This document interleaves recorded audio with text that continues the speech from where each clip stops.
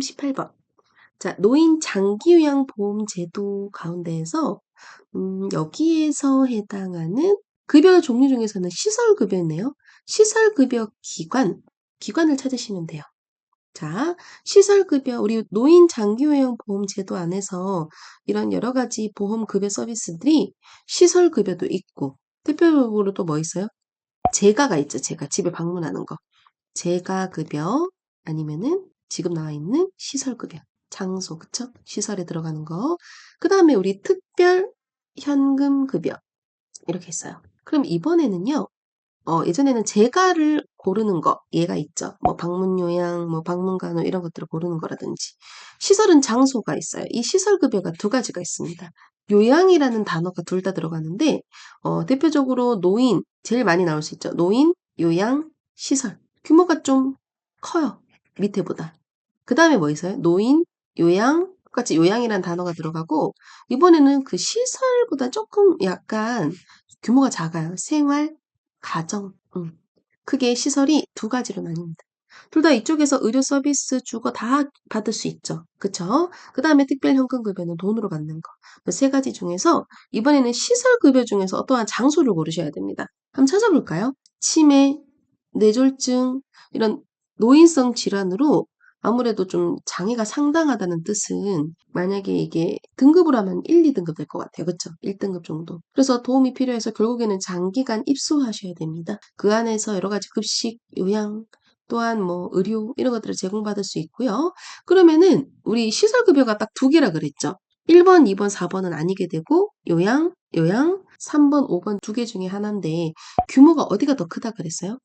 노인 요양시설입니다. 재소자, 우리 입소자가 10명 이상, 입소자가 10명 이상 되는 큰 규모는 바로 시설. 정답은 3번이 돼요. 10명보다 이제 만약에 규모가 작은 게 생활 가정이 되는데 몇 명에서 몇 명이죠? 5명은 넘어야 돼요. 5명 이상 9명이야. 이 정도 규모에 된다면 그 요양시설은 아니고 노인 요양 공동생활 가정에 들어갑니다. 이게 법으로 치면은 노인복지법에도 들어가죠. 그리고 노인 장기요양보험 제도 안에서도 들어갑니다. 1번의 양로시설은요, 노인복지법과 관련된 시설이에요. 양로시설이라고 하면은 노인복지시설 중에서도 주거복지시설입니다. 노인 주거복지시설. 복지주택도 주택이죠. 이것도 주거복지시설입니다. 그 다음에 노인요양시설과 노인요양공동생활 가정도 만약에 노인복지법으로 치면은 의료복지시설에 들어가요. 의료를 제공받잖아요. 단기보호는 어디에 들어갈까요? 이 시설 같은데 재가에 들어가죠. 재가 노인복지시설에도 들어가죠. 재가입니다. 우리 재가급여, 시설급여는 아니죠. 집에 방문하는 거는 아니지만 단기보호는 장기간이 아니에요. 그래서 시설로 볼 수 없어요. 장기간이 아니라 월 며칠 이내죠? 9일 이내. 그러니까 9일 이내로 그쪽 장소, 그 단기보호 시설에 계시다가 다시 집으로 돌아가시죠. 그래서 제가 급여에 들어갑니다. 시설급여가 아니에요. 그 시설급여 기간이 아니에요. 그쵸? 만약에 17년 12월 31일 그 전에 지정받은 기간은 그 전에 법처럼 이때는 월 한 15일 이내. 조금 다르죠? 최근 법은 월 9일 이내입니다. 그래서 그 요양기관에서 보호를 받죠. 정답은 3번이에요. 잘 구별해서 해당하는 기관, 그리고 우리 입소자가 몇 명 이상 몇 명 이하인지 꼭 기억하면서 3번인지 5번인지 잘 찾아주세요. 정답은 3번이었습니다. 10인 이상. 39번. 자, 계속 우리 작업 환경 관리하는 거 나올 수 있죠. 시험에 제일 많이 나오기도 하고 우리 산업보건에서 대체를 고르는 문제입니다. 대체 A 대신 B. 나쁜 거 좀 더 유해한 거에서 덜 유해하게 공정을 바꾸자라는 의미예요. 그러면 좀 더 우리 근로자들이 위험에 덜 노출되거나 좀 안전할 수 있겠죠. 그러면은 1번. 겨울철 야외에서 건설 작업을 하시는데 장갑을 착용한다. 이거는 약간 개인 보호구죠. 보호구는 대체는 아닙니다. 그냥 착용하는 거죠. 두 번째, 많이 나오는데 벤젠 이거 나쁜 거긴 한데요. 이거 세척할 때 벤젠을 쓸 때 수동으로 하면 좀 더 우리가 직접적으로 닿죠. 그거를 기계식 자동으로 바꿔라. A 대신 B. 이것도 좋은 예가 돼요. 그리고 소음이 심할 때 귀마개, 이것도 개인 보호구. 근데 이런 보호구들은요, 보호구라고 따로 관리라고 기억하셔도 되는데, 소극적 개념으로는 또 밀폐 격리에도 들어가는 편입니다. 4번, 작업장에 우리 선생님들 후드 설치, 덮개, 이런 걸로 해가지고 공기를 배출하고, 이거 환기에 들어갈 수 있죠. 환기. 환기. 그래가지고 좀 국소배기라고 해서 좀 전체 환기보다는 국소 환기에 들어갈 것 같고요. 그 다음에 방사선 동위원소, 방사선 다루시는 직업군. 우리 방사선사 선생님들이 특별히 그럴 수 있죠. 방사선사 선생님들. 엑스레이 같은 거 찍을 때. 그때 우리가 어떤 계속 밖에서 노출되시는 게 아니라 유리벽 안에 들어가셔서 마이크 같은 걸로 원격으로 조정하시죠. 직접 가서 만지고 계속 찍을 때마다 누르고 그렇진 않아요. 마이크 원격 조정을 한다는 거는 밀폐의 격리와 관련된 관리 방법입니다. 정답은 2번이 될 거예요. 대체. 대체가 시험에도 잘 나오고요. 가장 효과적입니다. 여러 가지 방법들 가운데. 밀폐, 격리, 환기, 대체 이 모든 것들을 비교한다면 대체가 가장 효과적이고 기본적이다. 이렇게도 기억해 주시면 좋겠어요. 정답은 2번이었습니다. 40번 한번 해볼까요? 자, 요즘에는요, 우리가 만약에 이런 사회보장 이쪽이 시험에 잘 나온다면, 노인 장기요양보험 여기가 국가고시 원래 잘 나오죠. 잘 나오는데, 얼마나 잘 나온다면, 이제는 거의 요양보호사 과정처럼 되게 구체적으로 나옵니다. 그래서 과거에는 이런 판정 결과 점수 계산까지는 자주 나오진 않았었는데 선생님들 이제 디테일하게 여기까지도 가시긴 가셔야 돼요. 등급 판정 결과. 등급 판정 결과고 그러면은 한번 찾아볼까요? 어떤 등급을 찾는 거냐라고 하면 최고 우리 높게 판정받을 수 있는 게 1등급이죠. 1등급. 1등급은 가장 상태가 안 좋은 몇 점 이상? 95점 이상입니다. 여기는 근데 95점 이상이 없죠. 1등급은 없네요. 이 같은 경우에는 일상생활이 아예 어려우세요. 거의 침대에 누워있고 요양시설급여를 받으셔야 될 것 같아요. 그러니까 일상생활을 할 수 없어서 전적으로 도움이 필요합니다. 거의 어려워요. 거의 보행이라든지 이런 것들을 거의 도와줘야 되는 거. 1등급 몇 점 이상? 95점 이상. 그 다음부터 이제 2등급부터 많이 헷갈릴 건데 자, 2등급은 몇 점이냐고 하면 암기를 해야 되겠죠. 95점보다는 이해할 거니까 75점 이상 95점이네. 이게 바로 2등급이 됩니다. 2등급은 아까는 전적으로가 키워드였다면 일상생활에서 되게 상당 부분을 도움이 필요하다. 이런 게 또 의미에 들어가요. 그 다음에 3등급 가볼까요? 75점보다 이하니까 여러분 60점 이상 75점 미만. 맞아요. 이 점수가 3등급이 됩니다. 여기도 아무래도 조금 더 일상생활은 어렵고 좀 전체적으로 돕기보다는 부분적으로 이런 의미가 들어가요. 그 다음에 더 이제 헷갈릴 수 있는 게 이제 밑으로 내려가면은 75점보다는 아래일까요? 맞아요. 그래서 60점보다는 아래가 돼야 되겠죠. 51점 이상 60점 미만이 그 다음 단계인 4등급이 되겠죠. 4등급부터는 대표적으로 이번에는 전체적인 부분이 아니라 일정 부분만 어느 정도는 내가 할 수 있어요. 부분적으로 다 하는 게 아니라 일정 부분만이라는 말이 나와 경증이라고 보죠. 그 다음부터 이제는 5등급입니다. 45점 이상 51점 미만은 5등급이고 5등급의 대표적인 인물이 치매예요. 치매. 그래서 원래는 5등급까지만 있었는데 그 전 정부에서부터 이제 45점 미만이 추가됐어요. 이거는 이제 아직 치매 중에서도 약한 치매 있죠. 경도 치매라고 할까요? 그래서 인지 지원 등급이 추가됐어요. 그쵸? 인지 지원 등급이라고 5등급을 넘어서 얘가 추가됐습니다. 인지 지원 등급. 그래서 이거는 인지 지원 등급을 찾아야 되기 때문에 가장 아래 점수 단계인 5번을 찾으셔야 돼요. 45점 미만입니다. 점수. 이거는 좀 단순 암기에 관련된 문제네요.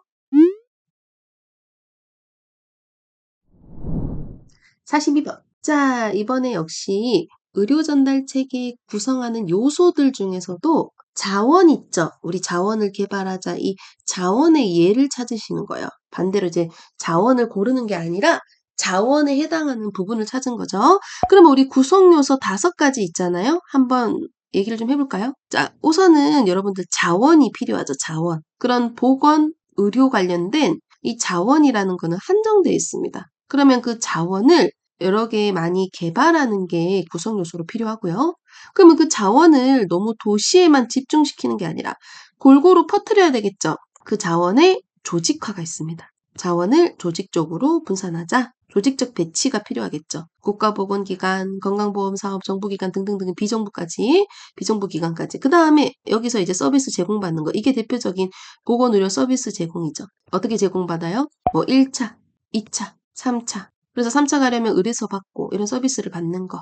또 이런 의료 받는 거 말고 또 뭐 있어요? 진료 받는 거 말고도 뭐 건강 증진, 예방, 재활 이런 것들이 전부 다 서비스죠. 그 다음에 여러분들 돈이 필요합니다. 그런 병원들이 운영되려면 경제적 지원, 돈, 공공재원, 뭐 원조, 개인 여러 가지 지원들. 그 다음에 마지막으로 이런 것 병원들이 굴러가려면 아무래도 정책이라든지 보건의료의 관리가 필요합니다. 정책, 관리. 그래서 지도하죠. 지도하고, 규제하고, 밑에 사람들을 조정하고, 의사를 결정하고 이런 것들을 요 5부분으로 나뉠 수 있고 이번에는 뭔가 자원의 개발, 자원에 해당하는 걸 보시면 돼요. 그럼 보건의료 자원들이 뭐가 있을까요? 거기 있는 장비, 시설들, 장비들. 그 다음에 거기 근무하는 인력, 의사, 간호사 등등. 그리고 그 다음에 지식, 그 인력들을 교육을 해야 되겠죠. 이것들이 전부 다 자원이 됩니다. 그러면 자원에 해당하는 거는 인력이네요. 정답은 1번. 관리 능력, 관리니까 뭐 정책 관리, 의료 서비스 1차, 2차, 3차, 1차 보건의료 이것도 의료 서비스, 뭐 건강보험 조직, 이것도 뭐 조직화 이렇게 보셔도 되죠. 그래서 이거는 자원을 고르는 거니까 정답은 1번. 만약에 장비 시설이 있으면 그게 또 자원이 되겠죠. 정답은 1번입니다. 45번. 자, 이번에는 한번 보건교육 방법 중에서 현장학습에 대한 장점이네요. 자, 현장학습은 직접 가가지고 그 현장을 볼 수 있는 거죠. 견학 현장학습 비슷하긴 한데 현장학습은 직접 가가지고 그 장소에 가볼 수 있어요. 보건소라든지 이런 보건장소에 우리 직접 가볼 수 있는데 그런 기관에 방문해가지고 실제로 보죠. 상황을 봅니다. 어때요? 실생활에 적용이 좋아요, 나빠요? 내가 직접 눈으로 보니까 당연히 적용이 쉽죠. 정답입니다. 바로 현장학습의 대표적인 장점이 될 수가 있어요. 그 다음에 반복 사용이 가능하다? 아니요. 반복적으로 뭔가 사용? 이거는 약간 어떤 것 같아요? 시범 교육할 때 우리 모형 같은 거 많이 쓰잖아요. 그때 모형에 대한 장점 같아요. 반복 사용. 시간이 절약되진 않아요. 직접 가서 비용 어때요? 적게 들어요? 아니요. 시간이랑 비용이 많이 든다는 단점입니다. 경제력은 떨어져요. 사전 준비? 미리 가가지고 사전에 방문해서 장소를 섭외하고 필요해요. 그래서 여기서는 현장학습의 장점을 골라야 되니까 실생활에 적용하기 쉽다라는 정답이 1번이 됩니다. 그쵸? 직접 관찰 1번. 47번. 이번에는요. 여러 가지 우리가 그동안 상수 처리가 시험에 많이 나왔죠. 상수 처리하는 거 우리가 보통 인공정화라고 하는 거 있잖아요. 인공정화법. 시험에 물과 건강에서는 우리가 인공정화하는 거 많이 나오는데 외울 때 사, 전, 과, 독, 수 해가지고 유기물들 무거운 거 우리 큰 부유물들 깔아앉히는 거. 침, 사, 모래 입자. 그쵸? 그 다음에 침전은 이제 무기질 같은 거 부유물 가벼운 입자 있죠. 작은 입자를 깔아앉히고. 그 다음에 필터링이라고 하는 여가 중요하죠. 여과. 그 다음에 우리나라는 염소 소독 많이 하죠. 같이 싸서 소독. 그 다음에 마지막으로 상수. 우리가 급수라고 할까요? 집으로 틀었을 때 나오는 거. 이게 순서가 됩니다. 그런데 이 문제 같은 경우는 영국에서 시작되어서 영국에서 호기균을 이용하는 생물을 이용하는 거예요. 호기균, 균을 이용했죠. 하수처리입니다. 하수처리. 이거는 하수처리 과정을 고르는 문제였어요. 그러면은 하수처리가 대표적으로 여러 가지가 있는데 생물학적 처리 중에서는 호기균 이용하는 이 방법이 가장 우수해요.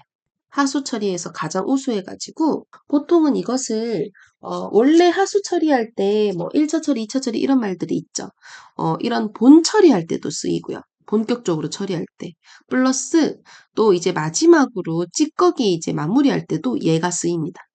찌꺼기. 이게 바로 온입니다. 활성 온일. 활성 온일을 이용하는 게 가장 대표적이고 우수해요. 심지어 호기균. 호기균이라는 거는 뭐를 좋아하냐면 산소 좋아해요. 이 산소를 좋아하는 균을 활용해서 활성온이를 풀어가지고 깨끗하게 본 처리도 하고 마무리 찌꺼기 처리까지도 다 할 수 있습니다. 정답은 4번이 돼요. 우리가 이런 하수 처리할 때는 예비 처리가 대표적이죠. 예비 처리.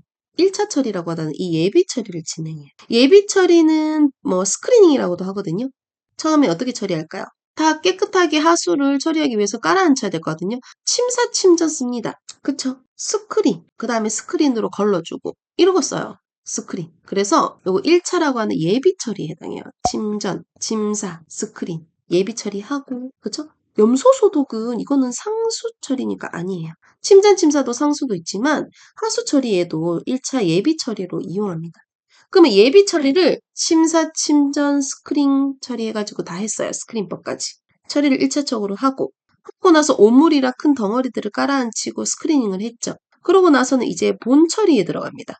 본격적으로 처리하는데 이 본 처리하는 게 두 가지를 생물을 이용할 수 있어요.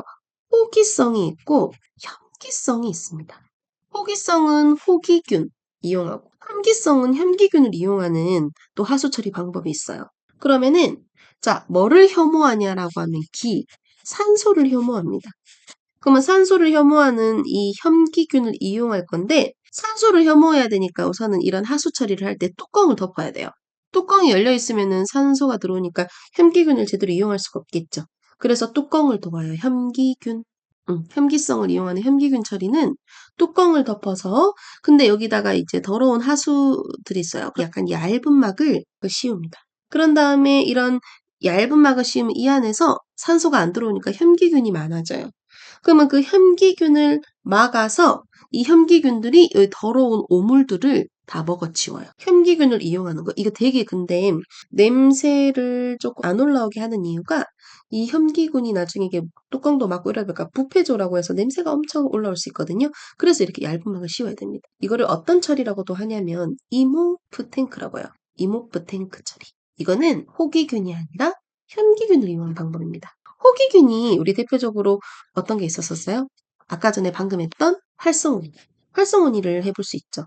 근데 이 호기균을 이용하는 게 두 가지 방법도 있습니다. 활성온이 말고도 이게 살수 여상법 이런 것도 있어요.